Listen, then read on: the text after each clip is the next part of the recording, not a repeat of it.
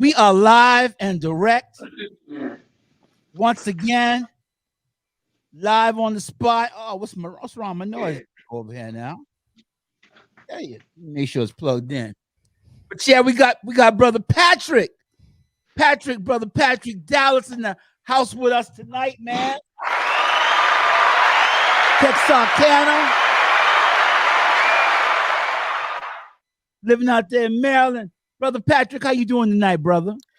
Life is good. You know, we got to get ready to put what happened behind us and get ready for this week. And we definitely got to be prepared to stop the run because we cannot let Zeke run all over us Sunday night because, you know, that's what this is looking like, and we don't want to have that. Zeke coming, man. Zeke is coming. You know, he's got some feelings, got some pent up issues, and he's coming to bring the noise to Dallas. And I tell you what, I want him to have a good game, but not too good. Well, you know, he went to sleep for a few years after getting fed, so you know yeah, he did go to sleep. He had a good week.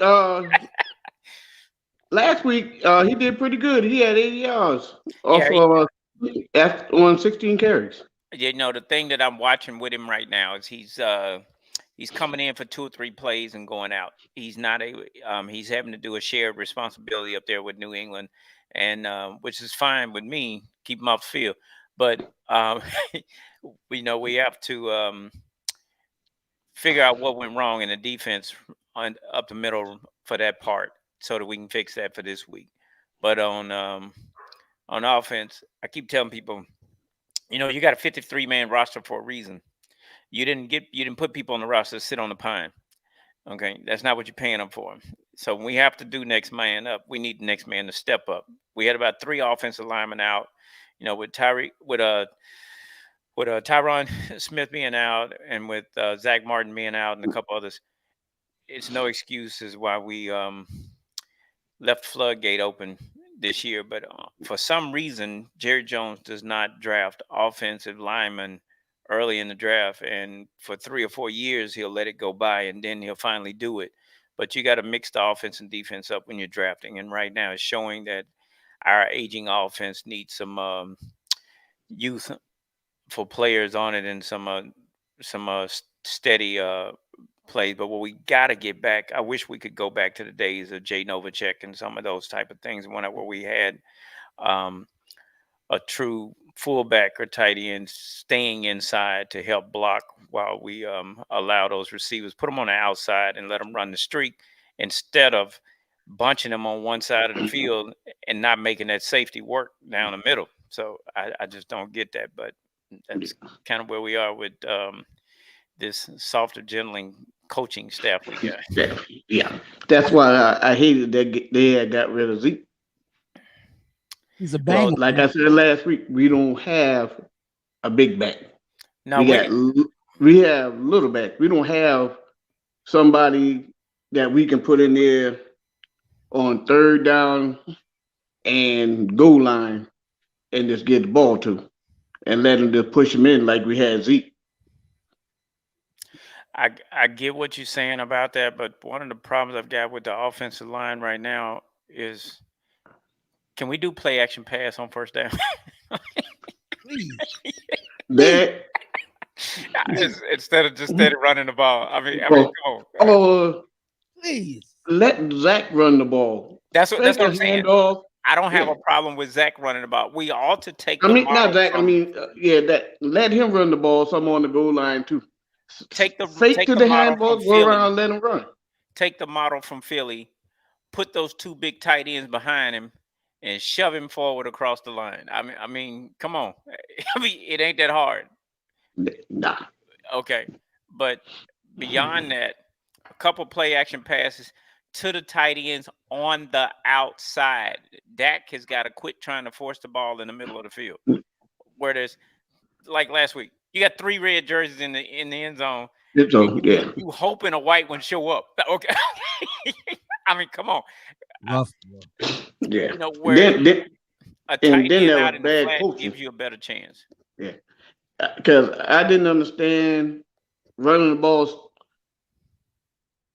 6 times, and we need to doggone try to score, but y'all steady just running the ball, eating up the clock. Okay, on was a that horrible- drive, on that last drive, Horrible. Now play. that was crazy. that last drive, you would have thought we were winning the game with the pace that they were moving Yeah. because of the fact that you're sitting here moving the ball down the field, but you're running the ball when we need to be throwing the ball because the clock is not our friend. You start out with 7 minutes and change on that clock, and you eat it up down to the 2-minute warning. What is going on? Okay, you kill yourself with that, and then you try to force a ball over the middle. Now, not only did we have 5 tries in the red zone this week and not make it in, Had you 5 last week. You took your foot off the gas against the Jets and did the same thing. You didn't. You stopped trying to score with the Jets and thought you were just going to manage the clock. You know, instead of acting like you in Miami and just run the clock up. That's right. Don't mind me. Don't mind me. Hey, just get my sound right. But hey, man, we should have had a 50-piece against the Jets easily. You we know, got my man Kassan Carter. He said Dak is colorblind. Literally, he's seeing white jerseys all game, but they really red. Oh, I can't stand you, bro. Well, see, here's the issue with one of the issues I'm seeing with Dak that's really becoming concerning game after game. He gets fixated on a particular player, and he stops using his weapons. He's got an arsenal, and he keep acting like he got one bullet in the gun. Okay, and that's CeeDee Lamb. When he was using the tight ends, he was moving the ball effectively down the field, and then he quit doing that and started trying to force the ball to Lamb. Lamb got 3 people on him.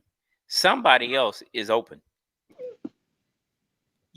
Throw the ball to whoever's open. Stop trying to put it to one person. You got Galvin Cook back. Use him. Brandon Cook is back. Use him. Use all your weapons, but the coaches got to quit putting all the wide receivers on the same side or setting it up where that all of them end up on the same side. Don't make that safety job easy. Make him work. Spread the offense and make him work. And when we get down in the goal line, tighten it up. Bring both tight ends in the game where that you have the max protect.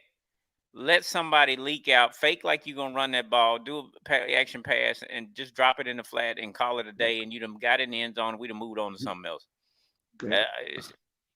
I mean, Madden will show you that. Absolutely. Yeah. Then I haven't seen them try to throw a fade pass in the back of the end zone. Not one game yet. No, you're trying to throw it up there. Is Gallup's going to get it. Everything's over the middle for some reason. But if you throw it up there, Gallup, I don't care where you throw it at, Gallup is going to catch it. But like I said, he's trying to force it to Lamb instead of use all his weapons. You got an arsenal. Use it. There's no point in reserving it because reserving it, all you're doing is preserving a loss by doing that. Okay. Absolutely. This week going into New England is still trying to find themselves. The blitz on defense is going to help. But if you let Zeke do what you let happen this week with Arizona, we're going to have a problem because he is going to try to make a statement against Dallas because Dallas cut him. Absolutely. So if you ain't prepared for nothing else, you should be prepared to stop the run. And the one thing I cannot stand about our defense, and I don't understand why they do it, we never have a quarterback spy for whatever reason. And we don't have a safety that just stays home so that nobody gets behind you. So we don't have a wide receiver sitting back there behind us in the flat, just running free. Because our safeties do not have catch-up speed if somebody get behind them. They just don't. No, they don't. Well, definitely with Diggs out of the mix, you saw what happened. I was saying that I wanted to see what was going on, but we're gonna have to replace him. We can't replace him, but we're gonna have to get somebody else in there, and hopefully we will. Because if we don't, we're gonna be suspect over there because Dobbs, aerospace engineer, is what he was. He looked NASA like when he played against us the other day, and he always plays us tough anyway. But thank you, because for some reason, I don't care what team he on. Oh yeah, when we play against him, he always light us up. He almost beat us when he was with the Texans. Y'all remember? Yeah. Yep. I mean, took us. He's a good quarterback. On his first start too, and that was his first start with the Texans. Now that y'all brought that up, I hate to do this to Dak, but what is it with him and either a rookie or backup quarterback? Well, I'm going to tell you too, with Dak Prescott, Dak gets a lot of the punishment actually for everything that happened. Dak didn't play no defense. That defense was horrible the other day. It was. The defense was bad. Dak put the ball into the offense a couple times. Them boys dropped balls. I agree. He put the ball in the needle, and then Mike McCarthy called some stupid plays down in the goal line. Repeat run. You just tried to punch it in and didn't get it, and you try it again, and it was like I couldn't understand. We had a high school coach. We don't do play action pass on first downs, and then especially when we get in the red zone, which is the perfect place for it, because the teams are expecting us to run the ball, and you won't do it. And it's in between McCarthy and Dak. I thought Dak was going to be able to call more plays of his own this year. And sounds like somebody's live. Chris Hollins, we live, man. You live now too. How's it going, man? Hey, man, everything's good. This is a New York Giants fan. Chris Hollins, good friend of mine. Chris. Oh no! I am not a New York Giants fan. Oh, I am a Carolina Panthers fan. You're a Carolina Panthers fan now? Oh yeah.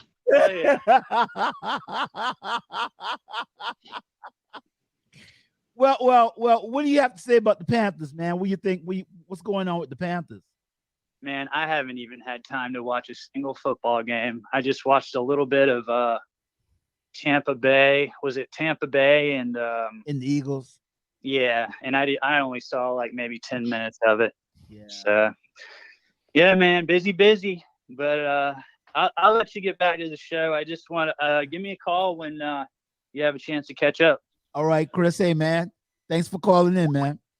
All right, brother. Take care. All right, brother. Tyrone says Gallup, Ferguson, Lamb, and Cooks all had 7 targets. He tried to move the ball around, and he did. He did try to move the ball around. Told y'all last week McCarthy play calling was suspect. Tyrone, go ahead. Let's hear a little bit about it. I told y'all after those first couple of weeks, McCarthy's not to be trusted with calling plays. I think y'all was better off with the guy y'all let go to the Chargers. Look at the Chargers. Chargers got the second scoring offense now since he went over there. Because the offense is moving the ball. Last year, Dallas was moving the ball. The Chargers are 1-2. But they scoring points. They can't help it. Defense can't stop nobody. I mean, you can. That's true there. That's true there. I mean, but they did one play call that I said, oh, I see why Dallas got rid of him on the last play with but after Mike McCarthy's Sunday, I tell him I don't know. I don't know why they didn't spend money on a real offensive coordinator. I mean, I was hoping they would have got old boy from Tampa Bay, Ryan Liffers. Oh, well, here's that's what I was hoping. Here's part of the problem with that. I feel that when Jerry Jones hired McCarthy, he should have let him bring his whole coaching staff in. If you're gonna bring me in as a head coach and make me responsible, you shouldn't make me keep anybody. Cullen Moore wasn't a good quarterback. Cullen Moore should have. he should have never been the quarterback coach. He should have never been the offensive coordinator. Dallas should have had somebody else then. Just like when they got rid of Jason Garrett, they should have cut Cullen Moore back then. Because the same thing, you could sit on your couch and understand that the first play was going to be a running play coming out of Dallas because of it. The plays became predictable. Last game, McCarthy did the same thing. He went back, run. It's like, can we please do something else? Bring in a tight end, bring in a fullback, bring somebody in and change this up. Do a flea flicker, do something different. And one thing that they are messing up with, because it happened now 2 games in a row. It happened against the Jets, and it happened it happened this weekend against Arizona.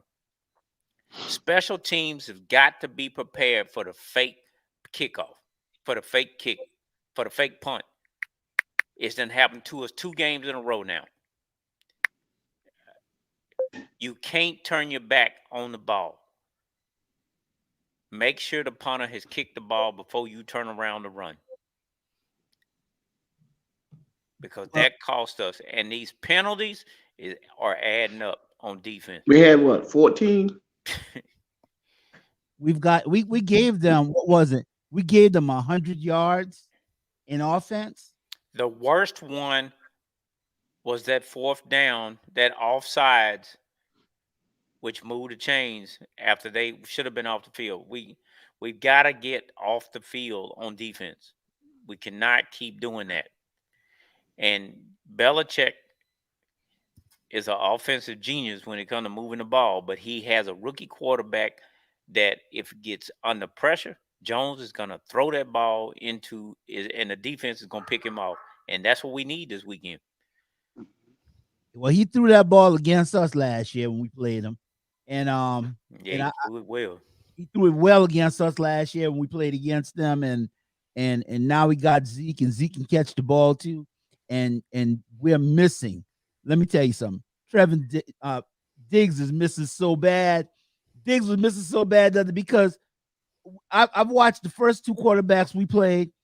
They sit back there and they pause because they didn't know what to do. They couldn't throw the ball. And this week, oh no, that guy let it fly, man. Well, one of the things that happened this week is you had the middle linebackers between a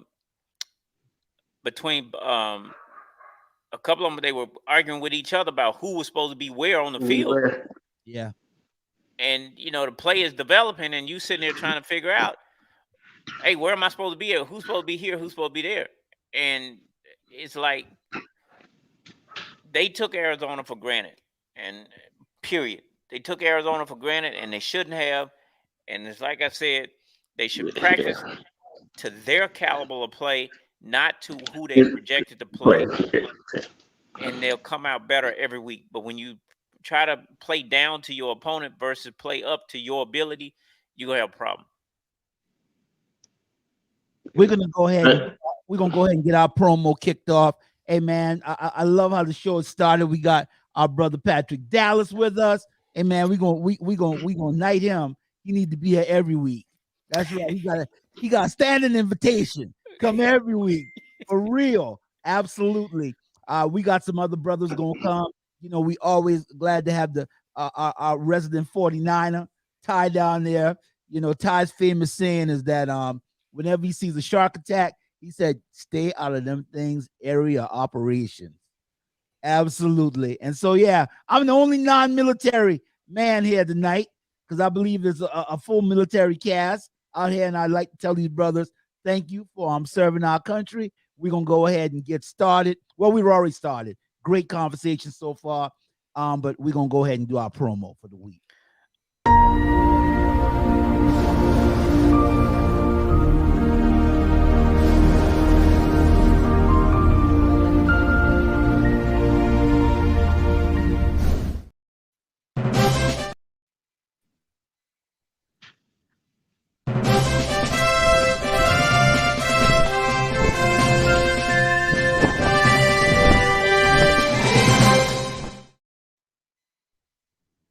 All right, and here's the promo.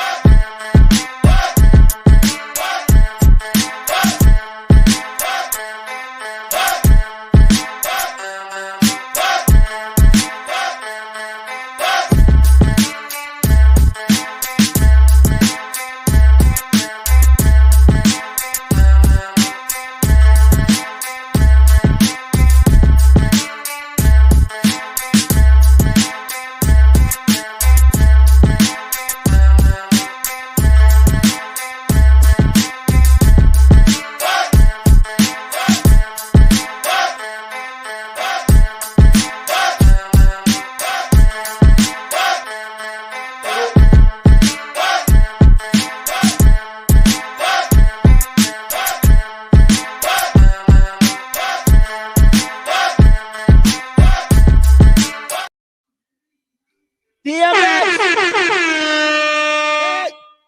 What? Appreciate that. Absolutely. Our guest that we already we gonna how the old people say we go teeth him. We gonna bring him on the show. We go teeth him. He got a free spot every week. Absolutely, every Wednesday at 8. And we got brother Charlie brother Dallas with us tonight. Hey, I'm marking this on my calendar. Yeah, thank you, man. Appreciate it. Hey, yeah, because Irv ain't got here yet. Bam Mab ain't got here yet. He's on the road somewhere driving. So we got a couple other people gonna be chiming in. We got my man Ty.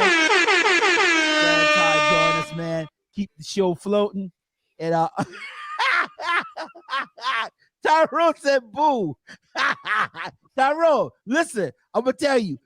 Somebody told me, said, "Hey man, why you putting on the other team highlights down?" Hey, I wish I would put a Cardinals highlight down after I've been so frustrated the other day when the Cardinals won Dak Prescott 100th game.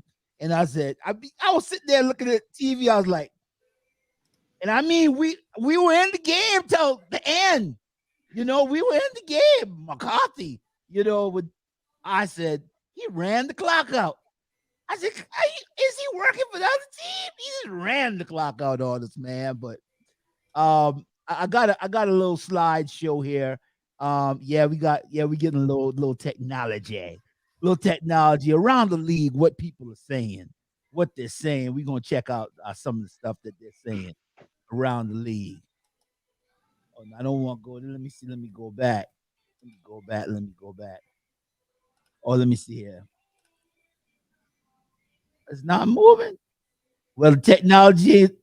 Okay, I see what's happening. I was going too fast. Here we go. Like your mom used to say, you're too fast. Hey, didn't I tell you last week, man, you need to do a practice run? Man, listen, I did do a practice run with this.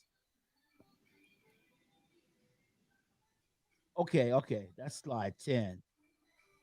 Let me move back a little bit. 6. Okay, now it's going slower. Now it's going a little bit slower. All right. First, DeMarcus Ware. Not DeMarcus Ware, but I wish it was DeMarcus Ware. I wish DeMarcus Ware was still suited up with us. DeMarcus Lawrence, and DeMarcus Lawrence says, that's the standard of my game. I set the standard a long time ago. If I'm on the field, D-Law is going to set the edge against the run and going to make tackles for a loss. Now, all about you're going to do it all while jumping offside. Come on, man. What do you think DeMarcus jumping offside? DeMarcus can play a pretty good ball, man. How many offside penalties he got? Hey, you ain't going to talk about DeMarcus D-Law ball. D-Law playing good ball this year. Probably his last year in the Dallas Cowboy uniform. Because they got to pay Parsons, and D-Law got that big money on him, and it's probably his last year. Probably the last year. It'd be a twofer if Dak don't go to the Super Bowl, because you see they got a new quarterback back there. I don't think Jerry would be so fooled, but you never know. But DeMarcus Lawrence, have you guys been impressed by DeMarcus Lawrence this year? Seems like he's making some key plays. He's not the same D-Law he's always been now. But what do you think about his play this year? Go ahead, Ty. He need to stop with the penalties. He killed drives. Well, keep drives going with those penalties. That was this first game. That was this game. Man, he's not been causing penalties those last 2 games. Well, what grade would you give him for this game? For this game right here? Yeah. He did make a big tackle. Okay. Big tackle. A big tackle. Well, ain't nobody else been doing nothing. Hey, he was on the defense this week, right? Him and Parsons. They gave up what 224 yards rushing. Hey, that's the linebacker to close them gaps, bro. But you know who I'm gonna tell you who need to go after this season. They shouldn't have kept him this year. Baby Sean Lee, and when I say that, I'm talking about. Van Yeah. Der Esch, yeah. Van I've been said that. I don't know why they kept him. Well, he had a good playoff. He had a good It doesn't matter. Yeah, but you know, Van Der Esch gives you 8 games a season, okay, and then he hurt for the next 8. Yep. And you know, he took Sean Lee place. He has a smart football IQ, and I don't take that away from him. But right now, he's slow and he's missing tackles, and a bunch of those run plays were ran straight at him. And Overshown would have took his job, but Overshown tore his ACL. Yeah, but I would not have re-signed him for another year. I would have let him go. You would let him go. What Teddy Pendergrass said, I think I better let it go. Yeah, there was linebackers out there they should have picked up. Because I was hoping they would have got Bobby Wagner. You ain't lying. Me too. I wanted Bobby Wagner. Yes. And Seattle got him for cheap. Yeah, I wanted Bobby Wagner myself. There was a couple safeties sitting out there that should have been looked at. Yep. Because he wanted to come to Dallas. Well, that was the thing that gets me. When you got players that want to play for your team and whatnot, I don't understand the Jones game. It's like they're comfortable with being number 1 in sales versus number 1 in games and in the league. And, you know, sales put money in their pockets, but we as the fans, we're looking for championships. Okay. You got that right. Cause I want to tell them so bad. Look at you. You got one foot in the grave and the other one on the banana peel. Exactly. So if you think you're going to be here another 26 years, you got another thing coming. You're rough on the bad. You're killing the bad. You're killing them, mama. Hey, I'm telling the truth. I want to see us make it. Jones look rough. I want to see us make it to the division round in the playoffs. I want to go to the Super Bowl. Well, my thing, I mean, I don't want to just go to the Super Bowl. I want to win it. But the problem I've got with the team is the coach. I need a coach that's going to be in your face when you screw up and you come off that field. Well, he can't be in your face because he can't look in the mirror himself. Well, he did admit this week about the anemic offense, and I had that quote. I don't know what I did with it, but he did admit it's on him. Well, I got what he said in terms of saying, you know, this week's on me. I didn't prepare them, and when I got 53 grown men on this team, they knew what they were getting ready to go into. So to get that's it. I shouldn't have to motivate you. Oh, exactly. I shouldn't have to motivate you to go out there and beat a team that ain't won a game, because everybody knows a team that ain't won a game is a wounded dog, and he coming to hunt. Okay.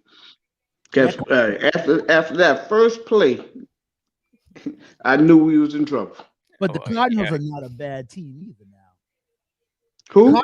Cardinals are not a bad team. No, it ain't a bad team. They don't have a bad coach. But after they got embarrassed by the Giants coming back and beating them the way they did, you should have known that they were coming back looking for vengeance. Yeah. The same way the Giants did after we blew them out.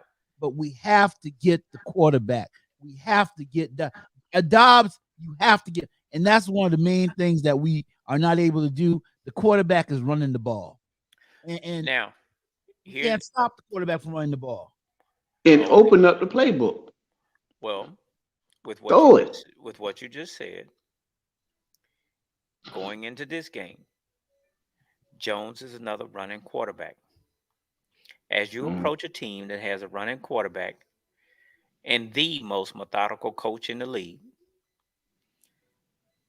we need a quarterback spy, because what happens is our linebackers get caught up chasing receivers and everybody's back is to the ball. And what does a quarterback do? Take off for 20, 25 yards straight up the middle, right behind him. running right behind our defensive line and our middle linebackers. Nobody's looking back. Everybody's looking forward. And I don't know how come you can't hear nobody telling you the quarterback running the ball behind you. I don't understand how that works. But it happens game in and game out. But if you look at it, the first 2 games, we stopped the run. Sure we did. Giants couldn't run on us. The Jets couldn't run. The Jets tried the first 3 plays, and they found out they couldn't run the ball on us. They couldn't. And what did they do? They tried to run it. They went to stop passing, and because we took the dogs on them. But if we stop the run, they can't beat us. Exactly, and I agree with you, Bub. I talked to my nephew about it when we played the Jets because he's number 4. He's a DB for the Jets, and DJ Reed. I told him it's a hard game to watch. Can't cheer for you because you're playing my team. But thing is, when we start, like you said, when we stop the run, we're more effective. When we force them to the air, we are more effective. Mm-hmm. But what we've got to do, okay, we lost Diggs. Everybody understand that. We got that. That's on the coach for not making the necessary adjustments with the safeties and whatnot to make sure that they are prepared to be where they need to be. And it took that game to get us ready. Now, this week, but none of those issues should be an issue. All of that should be resolved. They got him back. I don't think New England, they'll get their yards, but I don't think they're going to run on us like Arizona did. Zeke will run the ball, man. I just want a W. I don't care if they get 1,000 yards. I want a W. Okay. I think we're going to win this weekend. Yeah, I think we'll win. Yeah, I think we beat New England. I've come up with the score 23-17. That's my.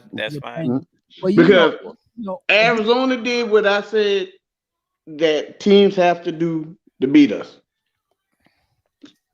Score over 21 points. Well, quietly, and they scored 28. Quietly, Cleveland has become the number 1 defense, first in the NFL, 10.7 points per game, 163.7 yards. What's that?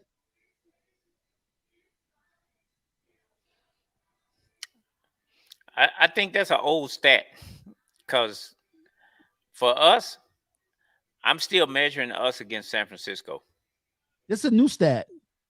I know I'm being facetious, but I'm still measuring us against San Francisco. Oh, that's the measure. For the defense, you know what? Without Diggs, though, I don't think San Francisco. I might have to say this one. Defense is better than the Steelers. They got a good defense, but I've seen the Steelers get after people. They're better than Steelers. The Steelers, let me tell you. I don't know. The thing is about the Steelers, the last time I saw the Steelers really physical is when they put the Patriots out with Tom Brady. The one thing about the Steelers is like you got Watts doing this thing, but the Steelers missing Hayward. Minka hadn't been playing, and the Steelers got a subpar quarterback. Yeah, well, it ain't the defense; it's the offense. I mean, even though I hate the Steelers, this kid says, "Hey, I hate them though." It's the defense too because the 49ers drag them. They got dragged by the 49ers, and I called it. I said the 49ers go drag them, and I'm gonna tell you, you can't take the 49ers lightly. Definitely no. Can't. But I will tell you this: Philly lost a step from last year, losing their both coordinators and losing key personnel. Now they lost a step, but they did gain that boy. They got a dragon over there, boy. That boy from Georgia. Good God. But that's on the defense. Yeah, you know what I'm talking about. Well, see, with Philly, Hamler Clark. Philly is still trying to get it together with all the people they lost. And that's the problem with after going to a Super Bowl, you can't keep everybody that you ended up with that's up for contract. But I don't worry about the AFC defenses and whatnot because our road to the playoffs and our road to the championship goes through the NFCs, NFC. Yep. and those are the ones that I concern myself. The only two defenses I'm concerned about in the league right now is Philadelphia and San San Francisco. Francisco. Yeah, I'm more worried Now, the about only San Fran third party, than Philly, though. I'm more concerned with San Francisco because that's the how third party in the game not to sleep on is them daggum Washington Commanders. Detroit Lions. That defense is better than it's rated, even though that offense is suspect at times. But Howell threw that ball at will against us last year. And we got to fix that when we get ready to play them too. But right now, these next 2 weeks with New England, we get past New England, we got to get ready for San Francisco. San Francisco. Yep. That's the measuring stick right there. And that is the measuring stick for me as to where we're going to be at midway through the season. Dak's going to prove it, but McCarthy's got to take the kid gloves off of Dak and let him run the ball. Let him get back to what he was doing in his first couple seasons while he was in Dallas. Let him be a running quarterback and stop trying to make him stay in the pocket. Because forcing him to stay in the pocket and trying to make him a pocket passer is not the way to go. Because if you when it goes outside the pocket, he'll kill you. Yeah, that's true. I think they're trying to keep him healthy. Yeah. I think once they get further in the season, I think you are in the playoffs. I think they'll run him, but I don't think they want to run him during the season. And he mess around and get hurt. I don't like to see him run too much. I like to see him run if it's automatic, if he's gonna score. But like I think when he got hit against I think he got hit against the Cardinals, and that guy got that shot on his knee. Oh, I didn't like that. I didn't like that the guy took off his knee. I didn't like that because I'm telling you, he go down, they're gonna want to start other dudes. And the bottom line is that guy is not the answer. I don't think that we should have got rid of the guy we got rid of. Cooper Rush, they should let Cooper Rush go. Cooper Rush is not the answer. Now, picking up Trey Lance, I don't even think Trey Lance is the answer, but no, not. Better than nothing, but Dallas is going to end up drafting a quarterback out of this next draft. But if Dak want to keep his job and went on, he going to have to play like he was worth what he's getting paid. Right now, because right now he's not playing like it. Right, like I said, right now, I don't see that. Just playing good ball, man. What are you talking about? I mean, he's all right now. Man, when you look at Dak's numbers, I mean, you look at that. I mean, look at Josh. What's the guy named Josh McDaniel? What's his name? Not McDaniel, but Josh did to play for Buffalo. For Buffalo. Dak has good numbers. And I think a lot of people, they stop thinking about the fact that, it's a luxury, man. 2 12-win game seasons back to back. But the bottom line is, when you want him to turn the corner, bro, bottom line is this. Dallas has shot themselves in the foot 2 years in a row. First time they shot themselves in the foot when they got rid of Cooper. That was stupid. That was stupid. Now they shot themselves in the foot again. You got rid of Zeke. You could have got him back cheap. And the thing is that our red zone offense is anemic. I mean, the guy is granted, I think they're better than what we saw against the Cardinals because we were missing 3 essential pieces, So granted, I think they would be better against the Cardinals. Rico Dowdle is coming on, and I do like the way Dowdle is starting to play. He's starting to get some more momentum, and the way he's playing ball. But I will say, man, that Prescott just gets it all, bro. He just gets it all, and Prescott is not a bad quarterback. No, he's not. But when he got hurt, he came back the first year. He had a bye. Last year, I gave him a bye. This year he ain't got no excuse. Run, use them legs. Stop standing back there. Run. Here's where I see Dak's motivation for this year. Hey, Dak, It's a contract year, buddy. You got 16 months left. It's a contract year. Absolutely. Contract years generally bring out the best in all the players. Yeah. And for him, Parson and Diggs, this is a contract year. Are you going to be able to sign them all next year? We're going to see. But Diggs got his money. Yeah, Well, Diggs got his. He got his. Diggs got his. I just want Dak to throw to the open man and stop trying to force the ball to. That's it. That's it. And if you don't got nothing, run it or throw it away.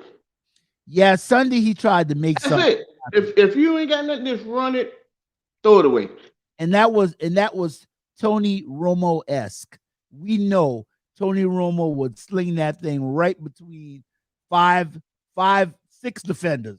Everybody's out there, nothing but other jerseys. And Tony Romo, sometimes he thread the needle. Most times he make us cry on a Sunday afternoon.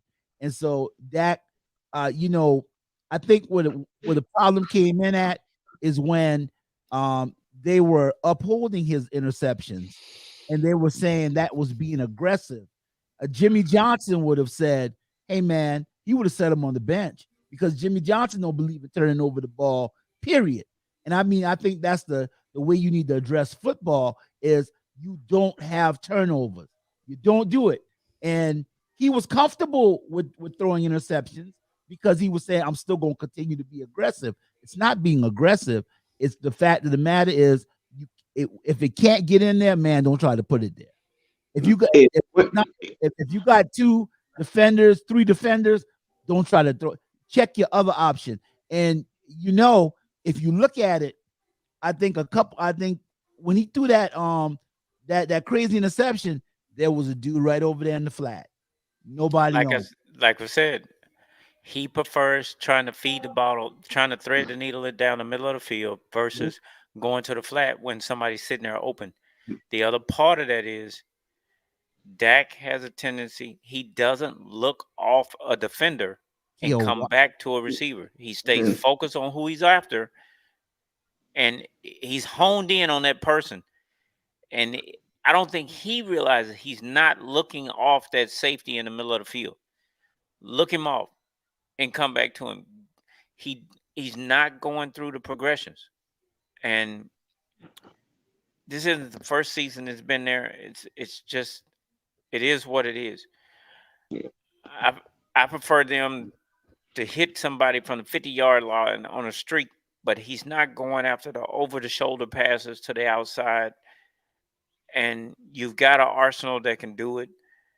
And I don't get it. And a lot of that's McCarthy more than Dak. And I have to say a lot of it is play calling because go ahead, Ty. He's not taking chances. No, they're being very conservative. Very conservative. And that's because they're trying not to let him get beat up about the number of interceptions like last year and trying to conserve that. And mine is you can't play scared. And you can't prepare. You can't try not to fail. You got to play to win. But in doing so, we got to go to the outside. And with Tony Pollard, stop trying to force Pollard up the middle and run the ball. Pollard, even when we had Zeke, Pollard did better when he ran to the outside, when he got around the end versus trying to run up the middle. And I haven't seen him run an in route yet. Everything they've been trying to get him to do is up the middle. I just don't understand that. Kassan Carter comes in here with this the Men in Black. Kassan Carter says them dudes in black suits and shades got Dak hostage. It's either you throw this game or else.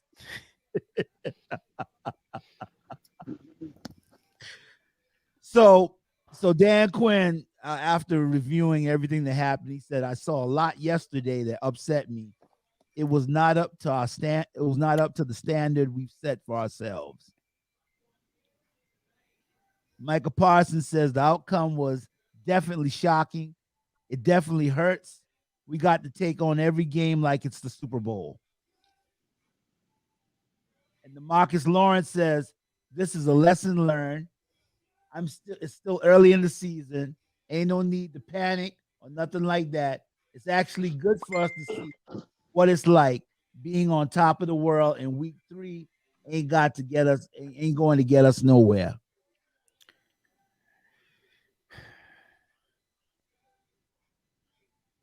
Angela Williams, Dallas Cowboy fan. What's up, Angie?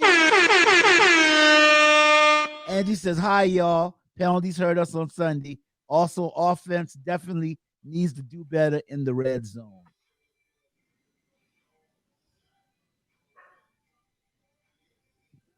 And we're going to talk about that red zone issue.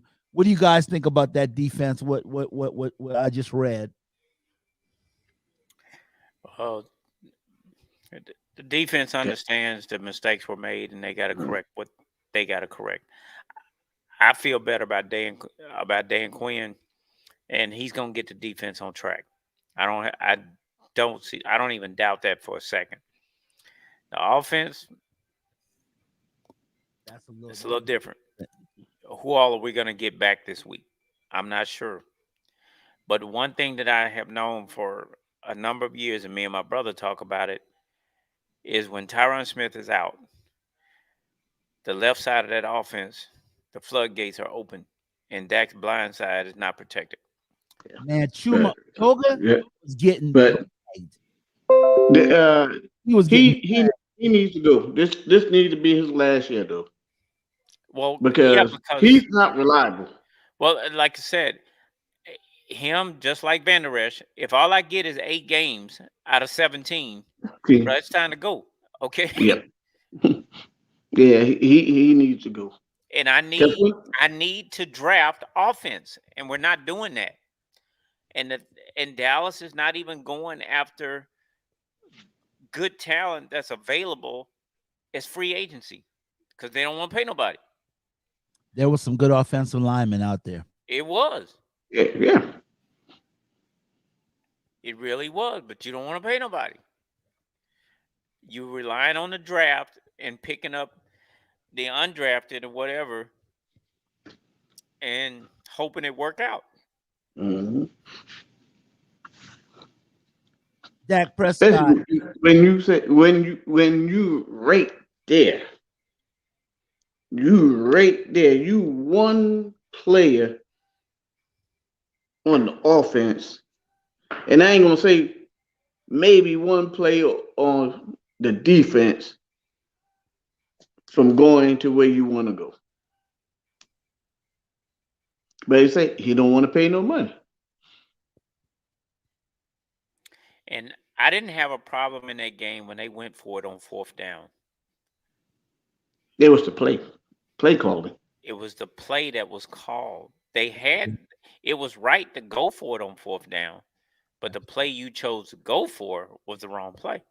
Yeah, that play was crazy. I felt they should have done it the second time, but you can't start playing scared, and you can't play not to win.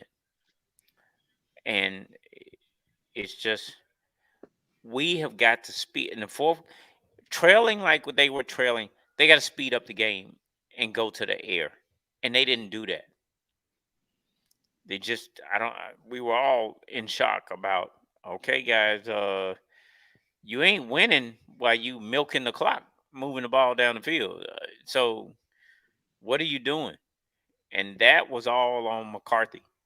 It looked just like it looked last year against San Francisco in the last play of that game.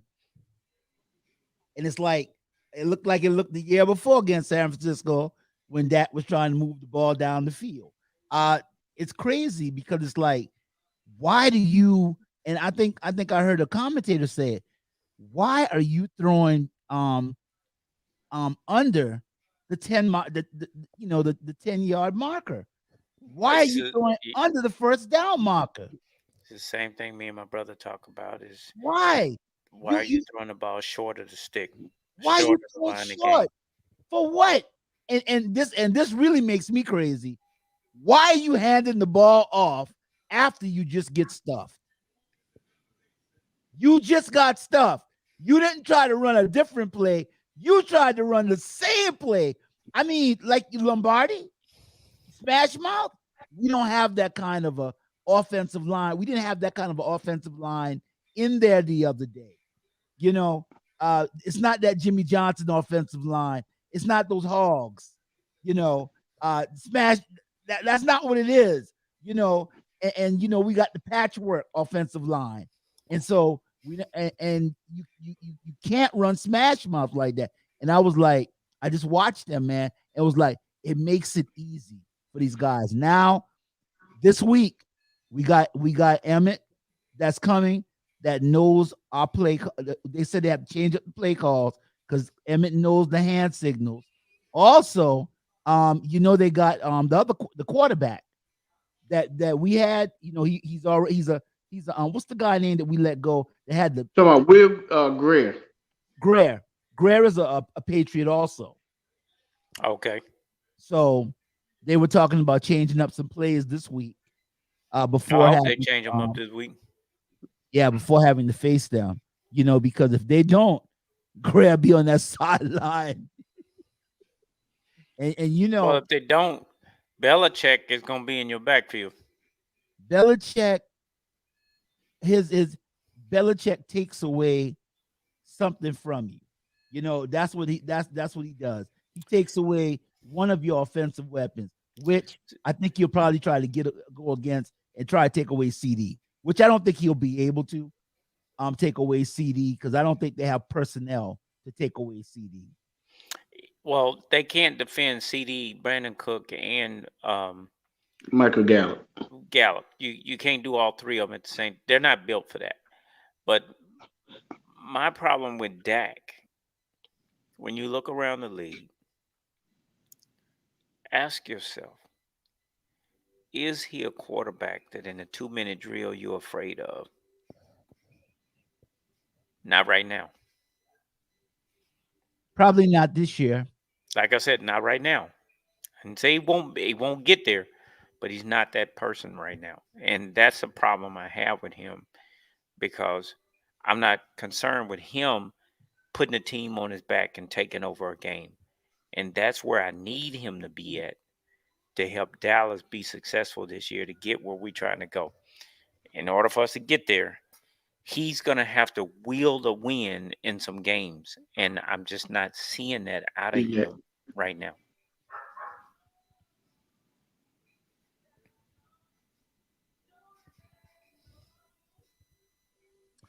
There's a feud going on. And the feud is going on between Micah Parsons and the Cheetah. And you know, we played Miami this year. The feud started off right here. I'm the Cheetah, and I'm the Cheetah, and I'm the Lion. I'm the real hybrid on the field, baby. This is what Tyreek Hill says. Parsons says, please never say you're a lion again to me. You be a cub, brother. So then here we go back and forth again.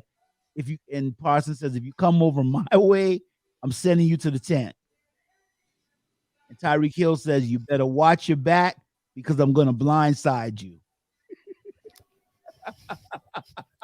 Look, I met this young brother last year. Both of them in the same day. And Tyreek Hill is funny. But he is very fast. But right now Miami is playing some lights out football on both sides, on all three sides of the ball. I'm not worried about Miami because we got a ways to go before we get to them. And right now, I need my brother Michael Parsons focus on New England and San Francisco. When we get to Miami, we get to Miami. But right now, we got to focus on the here and now, one game at a time. And it's Micah, I need him to stay healthy. Because if something happens to him, then I can go ahead and be like, our season has a problem. Oh yeah, that's it. Yeah, we can go ahead Yeah, Tyrone ain't gonna see Tyrone. Y'all ain't gonna see me tell. Yeah, I have a guest. I'll go ahead and turn the show over to Patrick. Patrick will be here every week. I'll be in therapy. I'll go ahead and start. I'll take up a hobby. I'll be bird watching. I can't take it this year. I can't take it another year. Look, when something happens to the Cowboys negatively, my phone Oh man. and every app possible is under endless attack. Yes, sir. Yes, sir. Because not only am I a big Cowboy fan, I'm a big Cowboy talking shit fan.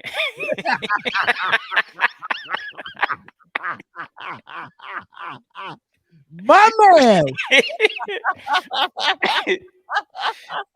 Week in and week out. So, My man. So the only people I don't like talking crap to me are the ones that don't have a team at all, but them ABC fans, them anybody but the Cowboys, and they don't even have a team to come back at. But I feel good about this week against New England. Even though it's Belichick and he's the 12th man on the field, I think Dallas is going to be more prepared because they're out of the media hype of where we can go and what we can do and all the rest of that stuff and whatnot. I think they're going to settle down and be ready to play football.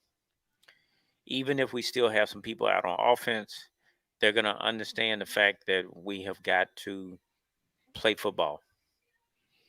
And I see the pictures that you got up on the field. I wish we had Mike as a coach.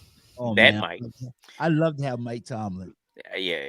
Like I said, that's an in-your-face coach, and that's what we need. Oh, yeah. My prediction right now, if Dion don't become totally decapitated with his toes and feet and whatnot, in about 2 years, Dion's going to be moving on to become the next head coach for the Dallas Cowboys. That's where he's working towards, and I see it coming. You think they'll pass over Dan Quinn? Yeah. Yeah. I think Dan Quinn is comfortable where he at. I don't think he want to be a head coach. I don't think he wants to be a head coach. Man, if Mike McCarthy is gone, Dan Quinn will be the next head coach. I see Dion coming. In 2 years, I see Dion coming as the head coach. Yeah. I do too. That's why he told his sons they ain't getting drafted this year. He ain't coming at y'all. Must be know that Jerry about to die then. Jerry and Dion ain't gonna get it.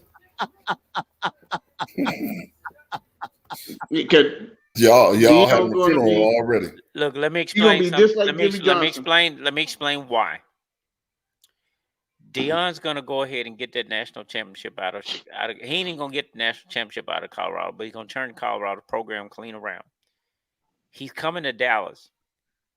Jerry's gonna bring him to Dallas, not because he likes Dion, but he knows Dion puts butts in seats, and that's revenue. And all Jerry understands is dollars and cents, and he gonna bring him because he knows Dion's gonna bring money. He's gonna bring money. Look what Dion's already done with Colorado. The ticket sales went from $127 to $511 a seat.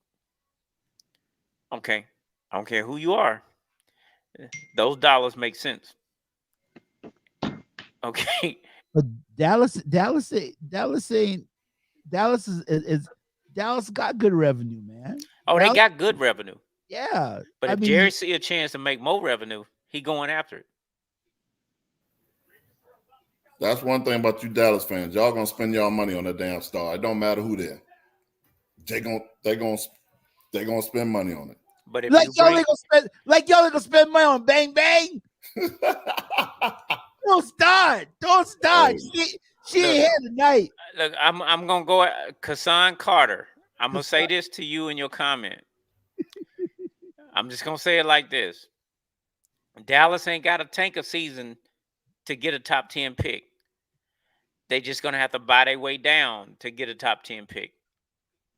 Because I see Dallas still coming out of the NFC East on top. they're gonna get past Philly. Oh yeah, we're gonna get past Philly. And they're gonna take the NFC East. I just want to see us get past more than the first or second round in the playoffs. But they'll have to just buy their way down to get in the top 10. Ain't nobody tanking the season. We ain't throwing nothing. Be right back, gentlemen. No problem. Got to beat the 49ers. Got to beat the 49ers. Got to beat the 49ers. Tyrone said he'll shave his beard off if we beat the 49ers. Look, I got family members and Don't tell that lie. I got family members and things and whatnot that 49er fan, and I that's why I know we got to beat the 49ers because I ain't trying to hit it. I just ain't trying to hit it from that group. I tried to hit that again. So Jerry says we don't have depth with somebody with his unique abilities. You don't replace these irreplaceable players. Jerry Jones on Trayvon Diggs' injury. Well, so if they air it out against Dallas again this week, is Jerry going to go ahead and make something happen? It ain't going to be Jerry. The defense is going to make something happen. What Jerry did was give the proper respect that's due to Trayvon Diggs. All right. The proper respect has been granted. Now it's time for the defensive front. It's time for them to step up. Now, what I don't understand about our offense, you kept Turpin off the field on offense and only let him play special teams last week. I didn't understand that. I feel we need Kavontae Turpin on offense as well as special teams because that young man is fast and he's disruptive and he makes things happen, and that's what you need. I think if we use him as the X factor for this game, we're going to be fine. You got to use Michael Gallup. You got to use Brandon Cooks. At some point, Lamb got to become a decoy on offense. He's going to tie up 2 or 3 people, and we've got to use our other weapons on offense to move the ball. I don't understand why they didn't use what's the guy name? You know, the little running back. Vaughn? They didn't use Vaughn. They didn't use Lepke. No, there's a lot. My thing is you kept a lot of horses in the stable versus letting them turn them loose on the field. Absolutely. I don't know why the conservatism, but we've got to get away from that, and we've got to do better than that. Now I need Jerron Curse and the rest of the secondary to step up, but I need them to stay home and be prepared. Stop looking in the backfield. Stay your butt at home, because if you don't, you're gonna get burnt, and you're gonna look crazy when you get burnt. So, we have got to make those adjustments, but we have got to use our tight ends more, because our tight ends were doing well in that game, but we quit using them. We have a tendency for some reason to stop ourselves, and we got to quit doing that. We just have to quit stopping ourselves in that regards, and we got to find some more offensive players, because if we ain't got an offensive line, Dak's no good if he's running for his life. When Dak back there running for his life, he looked like Russell Wilson. What was wrong with Martin? What's wrong? Who? Martin? Was Zach Martin? Yeah. I'm not sure what his injury was. I was surprised he was off the field.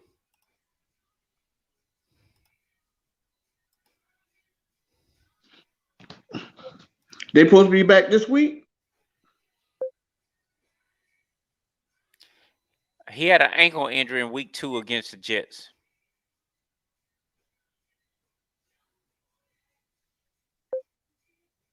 And he didn't practice today.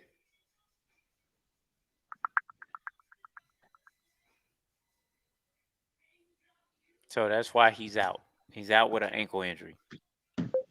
He didn't practice today either? No.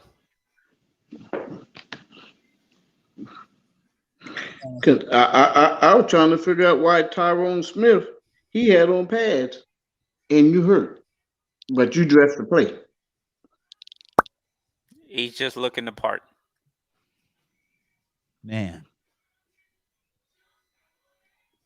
So before we do our picks, the Oregon coach says at the end of the day, YouTube videos aren't going to win football games. And Dion said, one thing I can say honestly and candidly, you better get me right now. This is the worst we're going to be.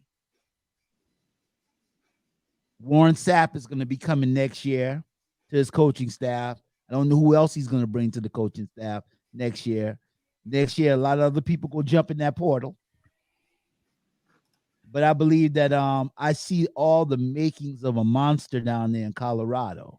You know, just like when Jimmy Johnson built those Miami teams, came to Dallas and orchestrated that monster in Dallas, wrote the book, turning the thing around. And I see Dion doing some of the same stuff. I think that they got a bad break with Travis being hurt. But you know, I see some of these people that's talking trash now. I see next year they're not going to be talking this kind of stuff.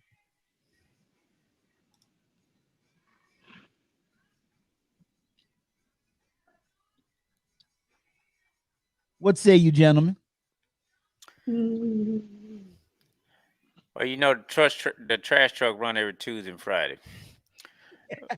Okay.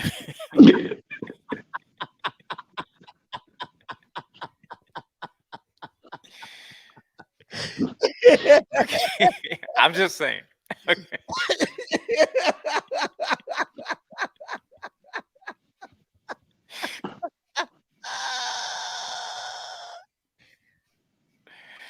Oh, Because that's what they paid to do. that's what they paid to do. That's what they paid to do. On that note, I'm gonna remove that. I'm gonna go ahead and put the schedule up. We're gonna go ahead and make our picks on these games. The trash truck. I like that. I'm gonna use that, man. I believe I'm gonna use that. Oh man. Detroit and Green Bay, 8:15 Thursday night game. Who you got, guys? Green Bay.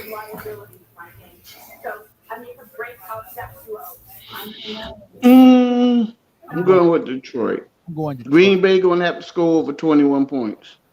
Going to Detroit.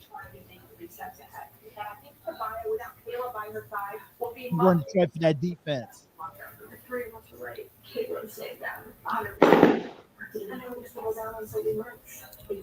Kason says he's going. Go pack, go. He's going Green Bay. Patrick, Lions 27-17. Patrick say you got Lions 27-17. All right. I like that score. The Lions 27-17. Atlanta and Jacksonville, Wembley Stadium in London. The ATL. I'm going with Jacksonville. Yeah, Jacksonville. They got to come back from that embarrassing loss to the Texans. I hear you, but I'm going with the ATL because that young running back Robinson, I just don't see Jacksonville stopping him, and I'm looking at a score somewhere around, I'm gonna say 24-12.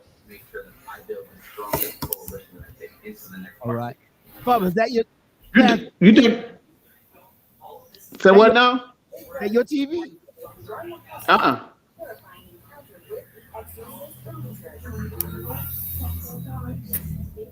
No, they ain't mine. Somebody's TV a little loud, guys. Cut it down a little bit, please. Kason says the Falcons by 11.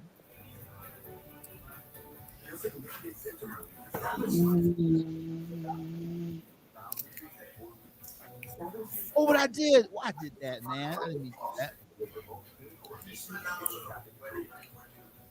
Hey man, you need to go on Indeed and hire you an assistant, man.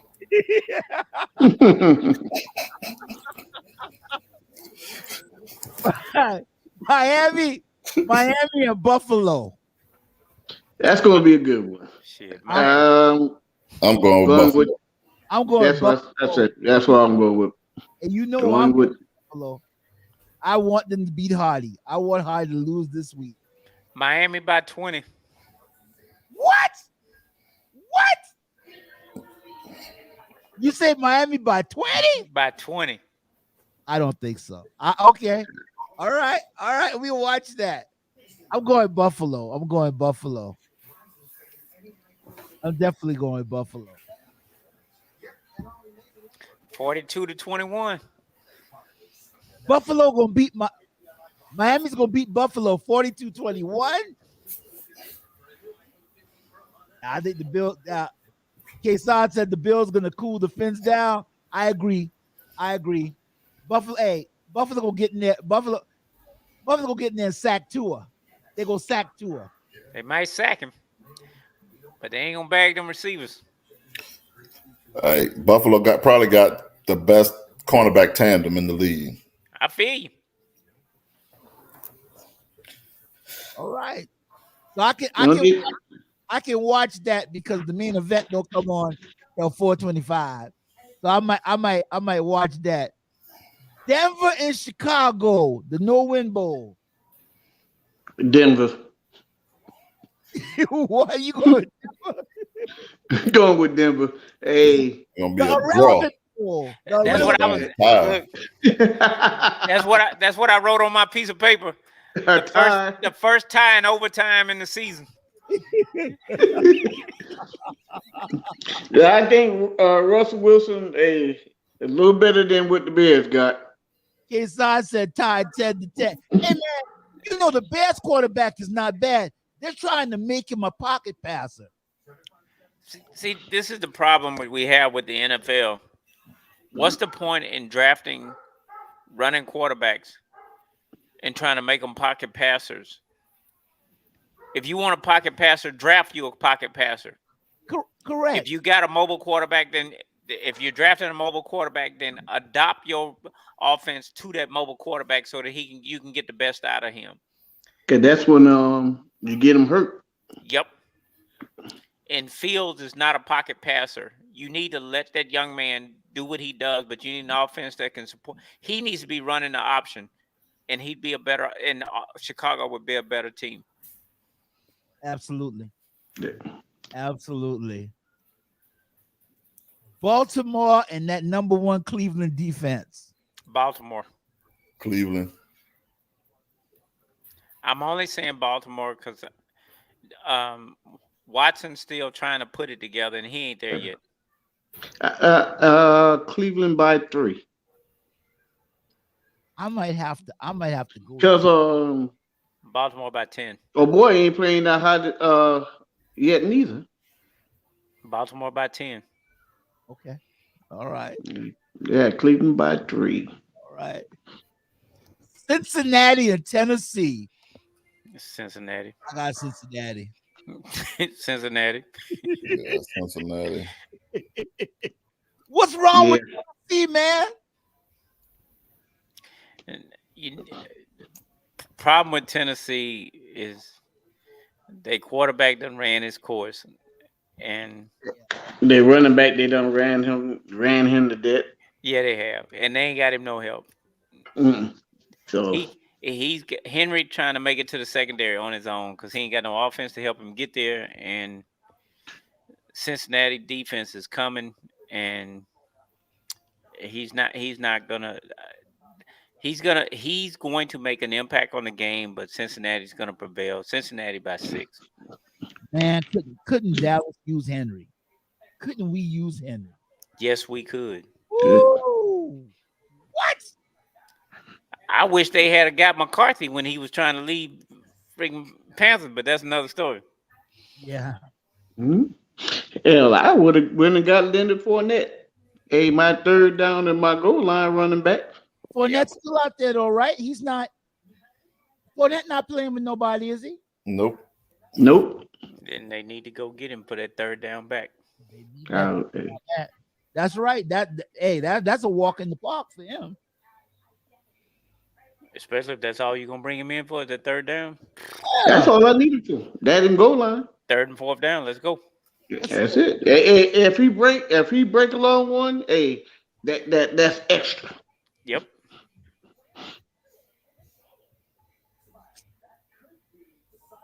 LA Rams, Indianapolis Colts. Rams. Rams. Colts. Going with the Colts. A young quarterback in Indianapolis is doing okay, but the Rams defense is gonna be too much for him. Well, I don't even think he probably won't play this week either. Oh, for real, the Colts quarterback. Yeah, he was out last week. week. Concussion. Yeah. Oh, I'll go into Rams then. If he don't play, I'm going to Rams. The Indianapolis defense is not shoddy either, though. No, they got a decent defense. They gave good. They gave last week they played as well as anybody.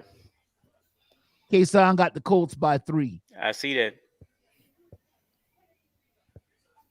I might go and stick with the Colts. Then I'm gonna stick with the Colts. Another irrelevant bowl, Larry Gibbs, Tampa Bay fan. Oh, we got the mayor of Steeler Nation popping in.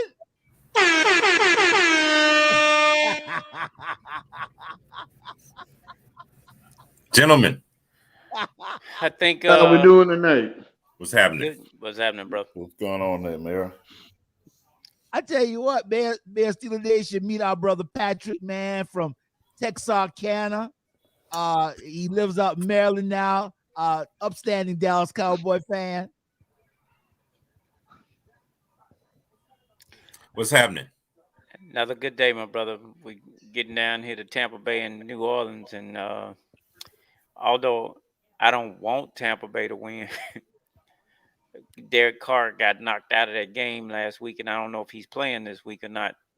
If he's not playing, it's gonna be Tampa Bay. Okay.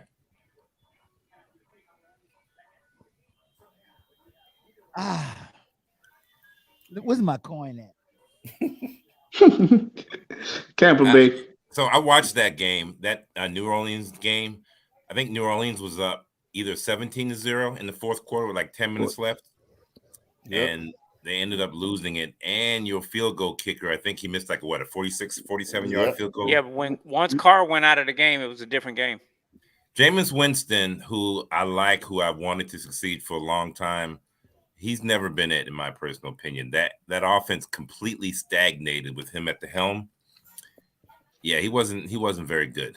He wasn't very good, but you had receivers drop about 4 or 5 passes on third down that could have kept the game going for New Orleans. It could have. Passes that hit them dead in the hands. The only motivation for New Orleans this week playing with Jameis Winston as the quarterback is Winston used to be the quarterback for Tampa Bay. And because of that, that gives them some motivation and an opportunity. But that hole is so small, it's going to drown in the 4 quarters, in the French quarters of New Orleans, and it ain't going to happen. It just ain't going to happen. K-Son said the Bucks. I'm going New Orleans. K-Son said the Bucks, as they're going to stack 8 to 9 in the box to stop Taysom Hill. Hill is going to be the X factor for New Orleans for this game. But I think New Orleans is going to bounce back, even if Jameis. Yeah, I just Tampa Bay. I used to watch Faker Mayfield twice a. Well, I know you ain't no Mayfield fan. No, I'm not a fan because I used to see him twice a year when he was in the AFC North, and to me, he was never the number 1 overall pick. So for Tampa Bay to get on the roads, New Orleans, I mean, that was a heartbreaking loss. I think they bounced back. Tampa Bay is not strong enough to go in there and just show up and beat. You know, I'm going to say this week the Saints are going to be resurgent. I'm going to go with the Saints on that game too. I'm not going to go against the grain. If I go with Tampa Bay, it'll be a stretch. I'll let Larry Gibbs give me false hopes the other day of Tampa Bay, and sell me property under sell me some swamp property, making me think Tampa Bay had an inkling of a chance against Philly. So yeah, I'm going with New Orleans. I'm going with New Orleans, but this is no way, Javon Williams. If you're watching this show, this in no way means that I endorse or like the New Orleans Saints. The only thing I like about New Orleans is it's close to Louisiana, and I'm fat, and they got good food. That's Wait a fine. minute. There is an X factor for this game. Who's the X factor? For New Orleans. Isn't this the running back's first game back Yep. after suspension? Oh, Alvin Kamara? Yeah, this is Kamara's first game back, isn't it? I think so. Yeah, if Kamara's back on the field, that's that's a problem for Tampa Bay. Yeah, I don't care who's winning. I'm going to pick New Orleans. That's a hard place to play. Was it Superdome? Yep. In that stadium, I've been there, and it's loud. New Orleans lost ugly, a game they should have won. So yeah, I think they bounced back. Yeah. Well, I know the next game we all going to agree on who winning that one. I'm pulling for Washington. I never pull for Philadelphia. Nothing. Well, I don't care if they play Mary School of the Blind. I'm right down the street from Washington Stadium, but I cannot support that team for any reason. That's Fly all. high Eagles. You know, if that defense show up, they're gonna make it harder for Philly, for sure. But I still got Philadelphia winning by 10. Eagles. Yeah, Philly all the way, because Philly's defense is going to be disruptive to Howell, and just like last week, it's going to be it may not be as embarrassing as it was last week against Buffalo, but it ain't going to be much further off from it. Ain't going to be far from it. I gotta go. I'm going with Washington. I'd like to see Washington beat Philly, but Philly's going to win that game. I love it.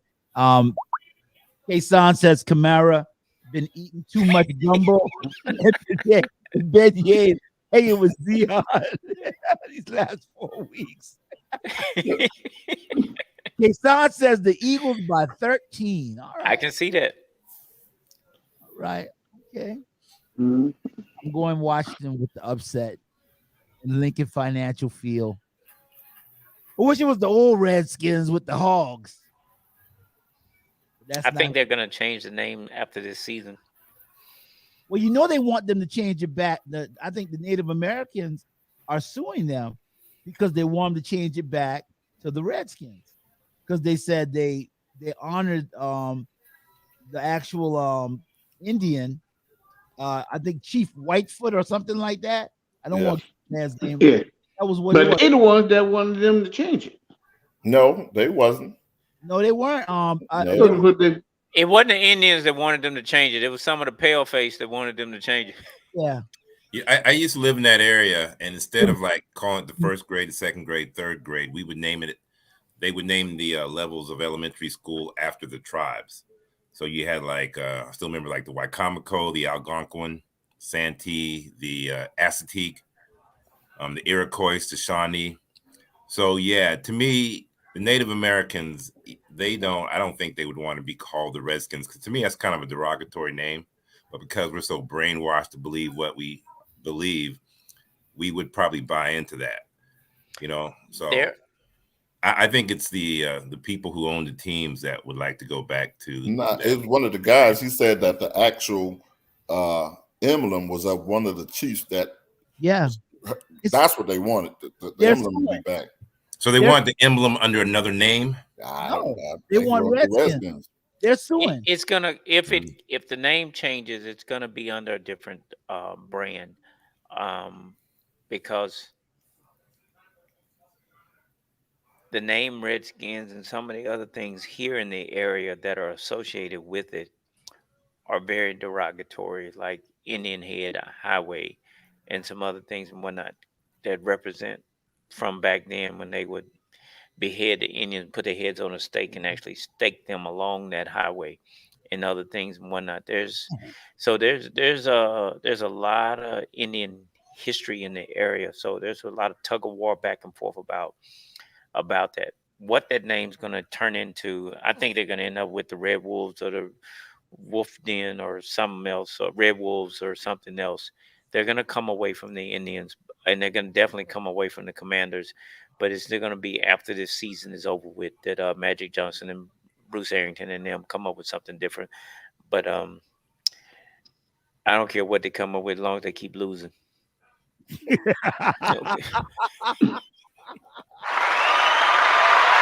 100%. As long as they keep losing, baby. Just lose, baby. Minnesota and Carolina. Minnesota. Carolina is on a revamp year, and that's just where they are. And with their rookie quarterback out and the next man up, it just ain't happening. Minnesota. Who's the quarterback for Carolina? Andy Dalton.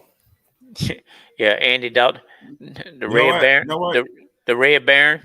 The whole panel's picking the Vikings. I saw the Vikings. I saw Kirk Cousins throw a last minute or last second interception that lost the game. So I mean, you know what you're gonna get with Kirk Cousins. That was on the coach. That was bad coaching. And I think he was trying to rush. I'm gonna pick the Panthers. Kason Carter says Carolina gets the first win by 6. I don't trust Minnesota. Minnesota, it's definitely not a Viking ship. You know, it's more like a paddle boat. And I just don't trust Minnesota, man. And going down to Carolina also, I think maybe an alien ship passes over, messes up the rhythm. A squirrel drops a nut on the field. Somebody turns an ankle. I think a leprechaun is going to fall off of a unicorn, and it's going to work in Carolina's favor. I'm going to go with Carolina. Might be a stretch. I'm going to go with Carolina. We need to be keeping stats. So at the end of the year, when I get my trophy.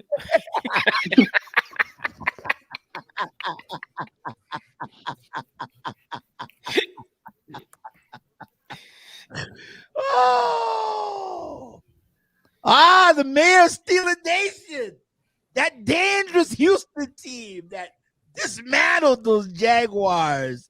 Pastor Palmer's Jaguars. Got him eating bologna every week. Pittsburgh versus Houston. Gotta go with the Steelers. I'm going with Houston in the upset. Yeah.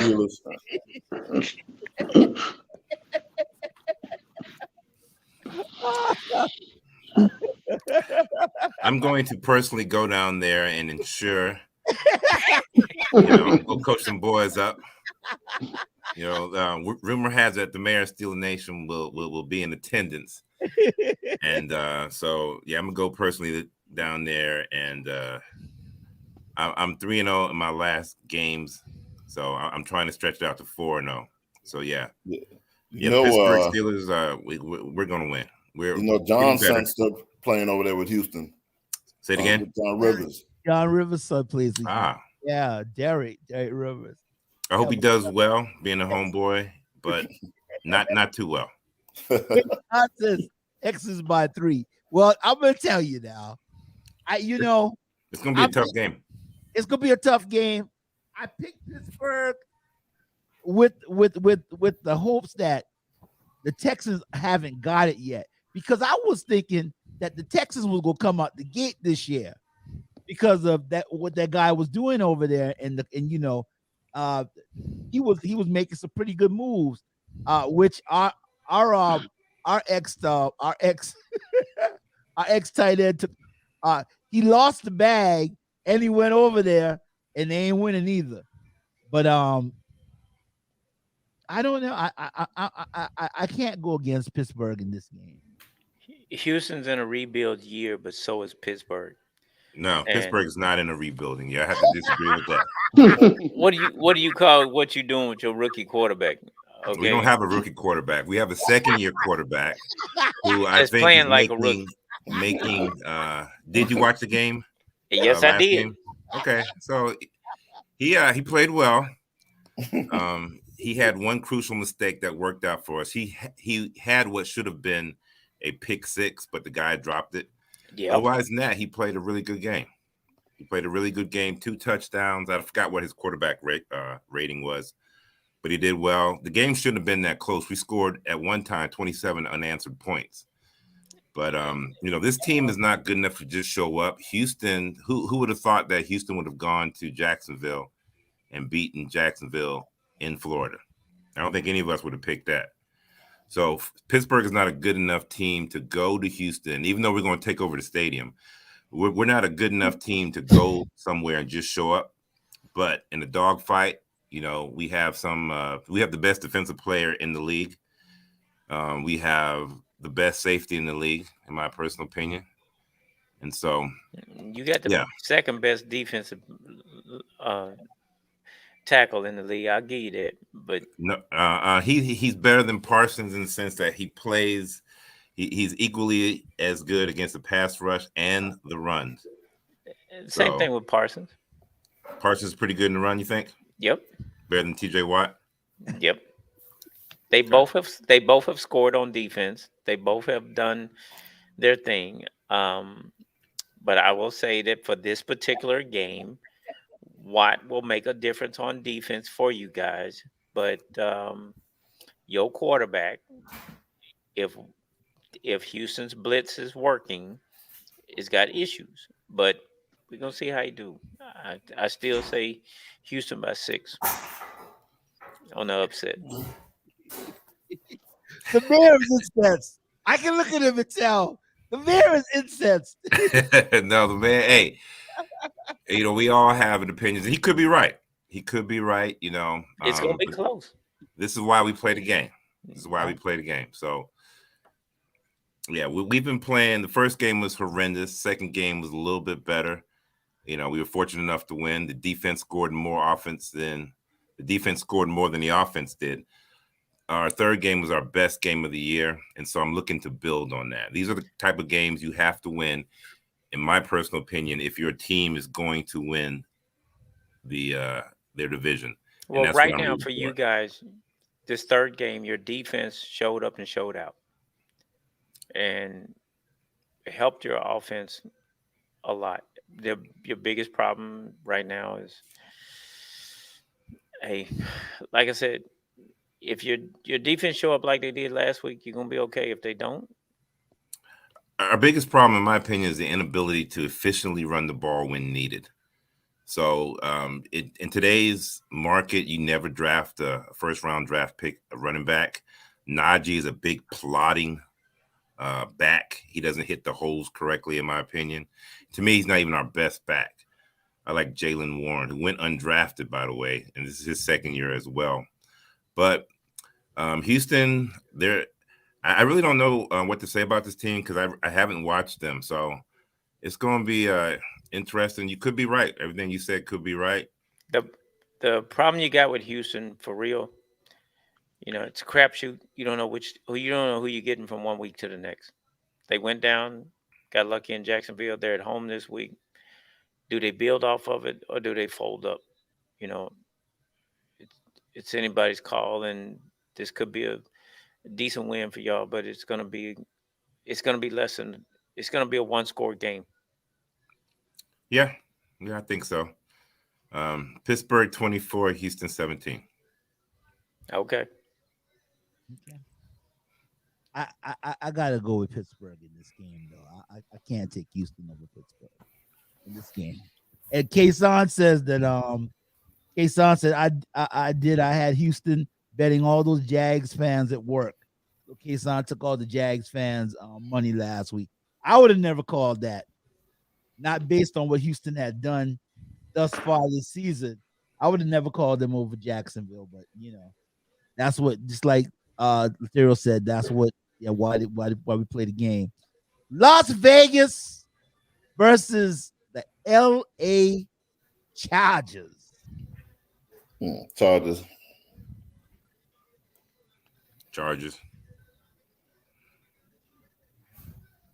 Air Coryell. You know, they remind me of the San Diego teams back in the day that had great offense but no defense. You're always in it with the Chargers. Didn't the Chargers have a 27-point lead against Jacksonville last year and lost in the playoffs? Yeah. Yeah. Yep. And didn't they lose like one of their first game this year didn't they have a big lead or something? Or they gave up like 40 points. They scored like 38 or something. Yeah. Yeah, they don't have they've had their share of issues. Yeah. But, right. Isn't their defensive coordinator brother who's barely hanging on? Barely. Because they should have lost that game to Minnesota last week with that dumb play calling. They should have, but you know, he's on life support. But I see them squeaking by. They're gonna have a last minute field goal. This is gonna be a 3-point game. He's on life support.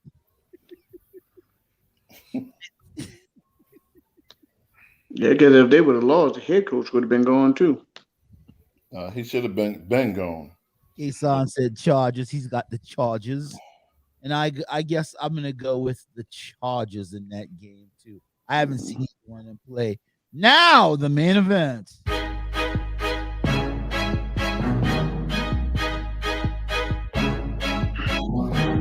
We them boys. My t-shirt kind of says it all. Hey. How about the Cowboys? Hey. I wasn't saying that Sunday. That's all I'm saying. You know, man, because I went through a similar thrashing in week 1 where your feelings are really hurt really bad. So I didn't get on them Cowboys like I normally do because I could feel the pain emitting a lot of pain. Cowboy Nation. It was pain. It was pain. It was pain. So I'm eager to hear, you know, out of the Cowboy fans, and then brother Tyrone, who's the voice of reason. so yeah. Let me hear these Cowboy fans. What y'all gonna do? Barbecue or mildew? We're gonna barbecue. We're gonna barbecue. Blasphemy, Kason. He says Patriots by 8. Yeah. We walked in that game last week with our pants down, thinking we was just gonna go in there and roll over, and you know, just beat them. They're just gonna roll over and take it. We got beat, boy. Listen. But with New England, that's a different story because they know Bill Belichick. Hey, he's a mastermind. So yeah, he's more dangerous than last. I got Dallas by 10. The coach last week, listen, but see, Dallas got the mad factor going too. They're angry. So I mean, there's a lot of storylines here because you got a dejected running back that's got his opportunity to exploit his old team. You got a mad defense that looked horrible last week and got dragged. You got a head coach who everything just is around him. It's like he's playing different pieces. Like, you know, I'll play with this toy this week. I'll play with CD this week. You don't want to play with all the toys at one time. You know, next week I'll play with this next week instead of just putting everything together. So there's a lot of storylines swirling. You got and you got a thinker, a little short dude over there that's got 2 of our pieces. You know, I don't know, you weren't here earlier, Mayor, when I was telling them that not only do the Patriots have Zeke, they got Will Greer too. And so there was even talk about the Patriots knowing some of our calls and our signals and stuff like that. So they were talking about having to change the signal. That's right up Belichick's you know, and Belichick's main I'm glad we ain't in New England and it's not cold because he always tries to make it like, you know, just a mess to plan.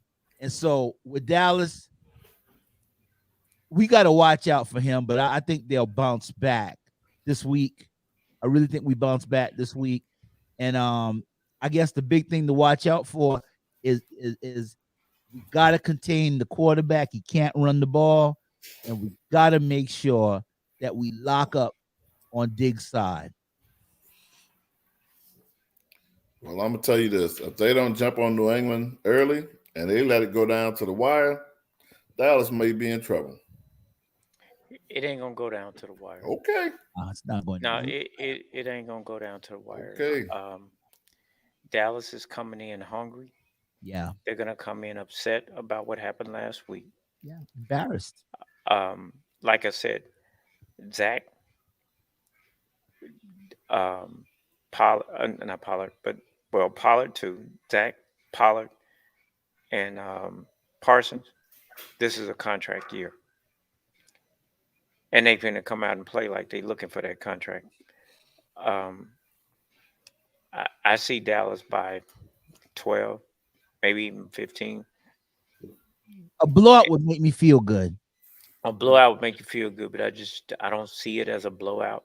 If the defense can get past New England's offense, it's going to get ugly early and it's going to stay ugly often. But the problem I've got is, can Dallas stop the run this week? If we can stop the run this week, then it's going to be a blowout on offense. But we've got to stop the run on defense because we looked silly last week. Did Mozzie Smith even play last week? I don't even remember. It didn't make a difference who played last week. Yeah. It didn't make a difference. Them boy could drive a car through that. But that offensive line, I saw offensive linemen. Them boys big. They got beef too. I saw a Cardinal offensive lineman. That guy put one hand on Parsons and just guide Parsons away from the quarterback. That's what he was doing the whole game. Yeah. Yeah, we bounce back. We bounce back, man. We bounce back. We get back to the win column. Put pressure on Matt Jones. He gonna throw interceptions. Right. That's why I said we just got to get through the line and the games. That's the big key, is getting pressure on their offense, and if we can do that, this is easy. This is a quick get. This game's over before it starts. Because I don't think even the Cowboys are the coach in this. Tell K-Son to stop drinking.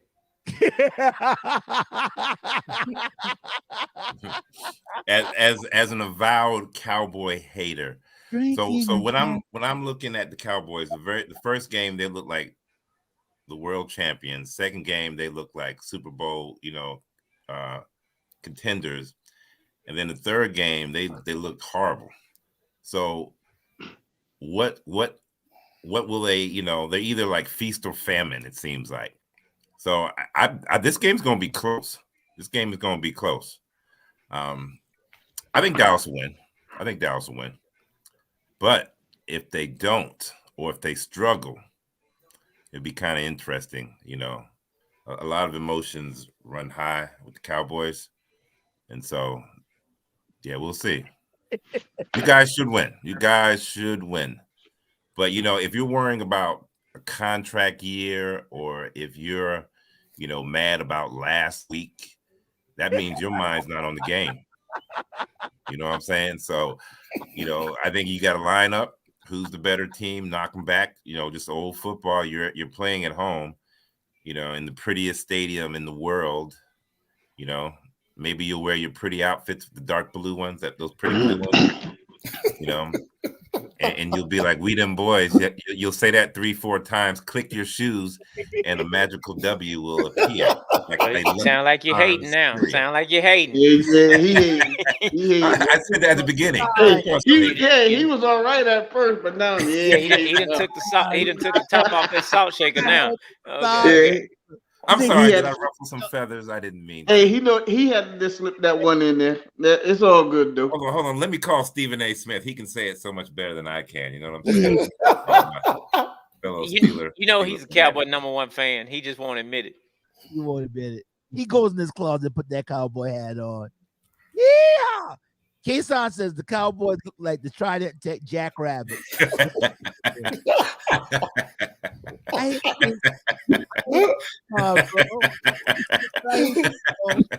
Trident Jack. Oh man. Well, Tyrone, you and me about to separate here because you know I'm pulling for Arizona. Yeah, Let's well, go, hey, Arizona. that's okay. Let's Nah. go, Arizona. Let's That lightning ain't gonna strike 2 weeks in a row. go ahead now. I'm telling you now. Arizona has lost by seven points in both games. They may have Before. lost by 7 points in both games, but both of those games they lost by 7 points was with wasn't with Dobbs at the quarterback. No, Dobbs been quarterbacking all year, but No, I'm talking about when they lost before to San Francisco. I don't give a damn who had the quarterback for Arizona. I know. Look, Connors is not gonna do to San Francisco what they did to Dallas. What he did to Dallas. That defense is clicking on all cylinders right now, and so is that offense. Purdy is looking pretty good, and they're the team to beat right now. All Purdy needs is a good hit. One good hit, one good sting, and he get up looking like he wants a paper plastic. we had him under duress in the NFC Championship game.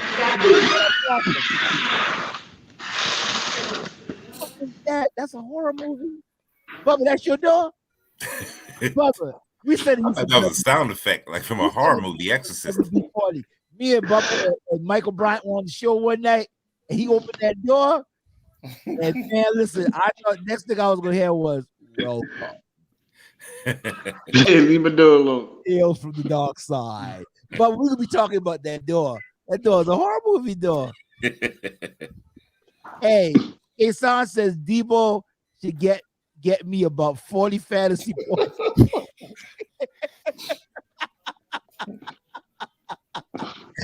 Asan talking big trash tonight, boy.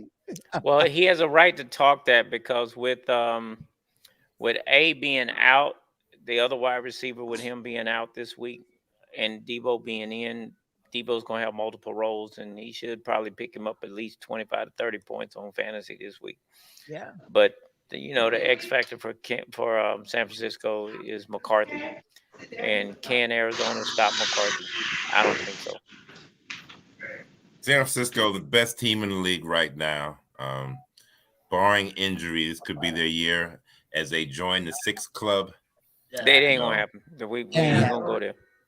If there was a team that I would, put money on, Vegas money, to join the sixth Super Bowl ring club, I think there's only two eligible people. Who's that? Dallas and San Francisco. I know who I put my money I know on. you're gonna turn up the volume up when you see me on this. I don't listen to that review. Yep. We got Virgil Kane from Manchester, England. What's going on, Virgil?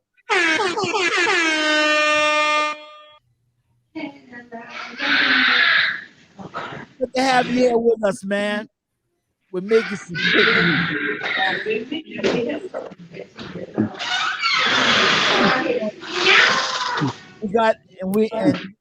and there's a new horror movie coming to town. That's what you hear, Virgil. Monk's Corner Madness. Monk's Corner Madness. The Monk's Corner Monster, starring Bubba Clarence Wigford.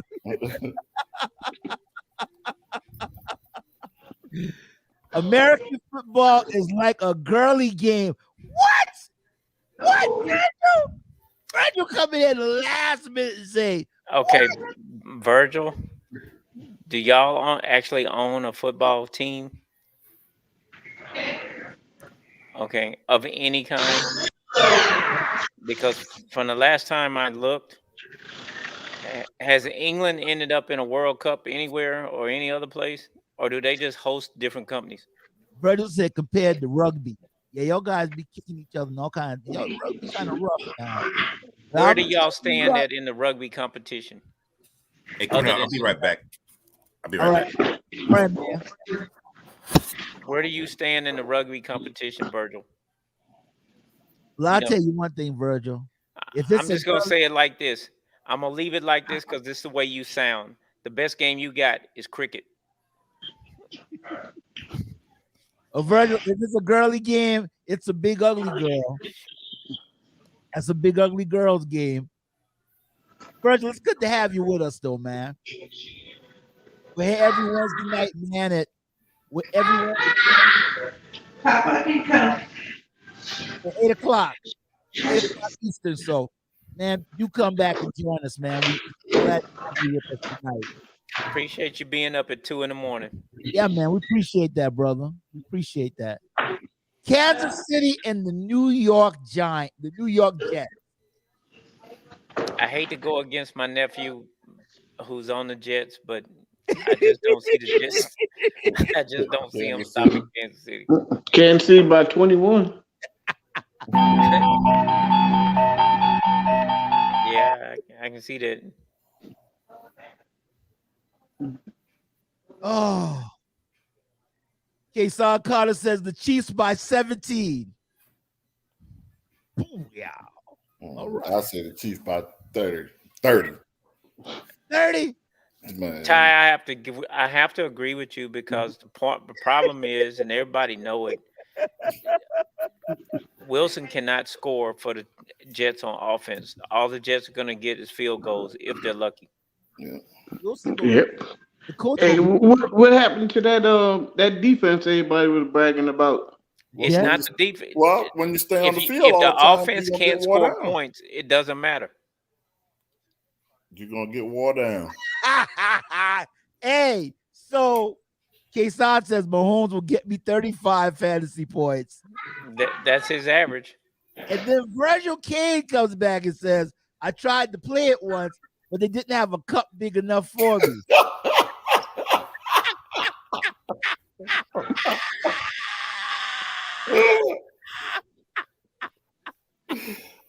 Oh, Virgil talking a lot of trash, boy. I like you, Virgil. You fit in with us, boy. You fit in.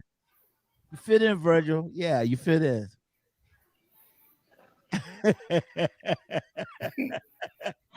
So I guess across the board, we're all taking Kansas City. Yeah. Oh man, is this the Monday night game this week? Yeah. Mm-hmm. I'm going with Seattle. I mean, what happened to the Giants from last year? What happened to the Giants? The same thing that happened this year. Barkley went out. Yep.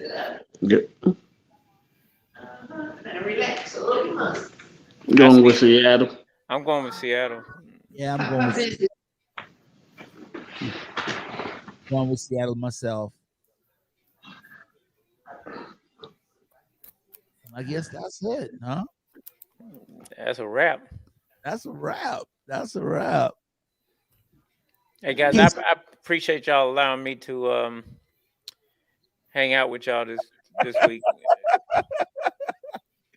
Kason says the garbage can game. I'll watch Pat McAfee shorts.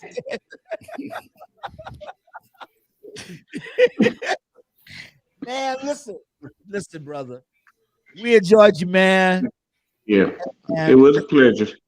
Let's hear it again, man, for my brother that's here with us tonight, man. Awesome Dallas Cowboy fan, and he gonna become a regular, man. He's got an open invitation every Wednesday. I look forward to it. Man, listen, don't worry, man. Hey, we gonna put you in the chat too. Put you in the chat with the rest of the cats. Yeah, put you in the chat. Our resident comedian / mosquito, HP was not here tonight. Audric's not here. Irvin Seabrook probably went to bed because I think he coaches little kids. And Mike probably couldn't get a good feed from where he was, but man, because he's on the road. And listen, man, hey, we're glad to have you with us tonight, bro. The night, awesome discussion, man. Hey, man, we want to give it up for Clarence Wigfall, Bubba, Ty. Appreciate you, Ty, every week. Hey, the mayor of Steeler Nation, he said he was coming back. He probably doing what I'm getting ready to do in a couple minutes. Going to get me something. Absolutely. Angela Williams, Dallas Cowboy fan. Also, Pam Moreno that stopped by a little earlier. Hey man, all you people that make this show awesome show. In case you're a comedian, bro. You're a comedian. But hey, any final thoughts, gentlemen? I'm just gonna say this to the group for those of you who for the veterans that are on the line. If any of y'all not at 100%, Cornelius have them give them my email address and whatnot, and I'll hit them up one-on-one and help you get across that finish line, my brothers, so that we can take care of one another. But I appreciate the fellowship, kinship, friendship, and I look forward to seeing y'all on a weekly basis from here on out. Absolutely, bro. 100% though. Yeah, 100%. I'm there. Total and permanent.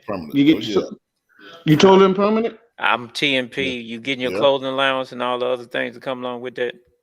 Nah, I get the clothes allowance. You get Social like I said, you need to get with me because I get with you. You get the Social Security? Look, you might be TNP, but I need to help y'all with the other bennies that's out there with that. Okay, so there's some other things sitting out there that's lurking in your backyard that you may not be aware of. I hit you up. Appreciate you, brother. Appreciate you, man. And hey, to all of you guys that tune in tonight to Virgil Kane, hope you find a big enough cup. Oh, listen to this guy right here. He said something else. Virgil Kane says, I would play if we could shower with the cheerleaders. I'll send you some pictures of me with the cheerleaders, Virgil. I mean, with Kassan. Okay. K-San says, great show, fellas. Until next time. Hey, K-San, big shots out to you, man. All of you, man. Go Cowboys. Go 49ers. Don't go Dolphins. Artie, if you see in the show, don't go Dolphins. I want Fins to go down. Hodrick, I'm going to make your life live in hell if the Fins go down. And yes, preacher did say live in hell. Hey, yeah, look at it. And we'll check y'all out next time. All right. Yeah, have a good night. Peace, love, and fish grease.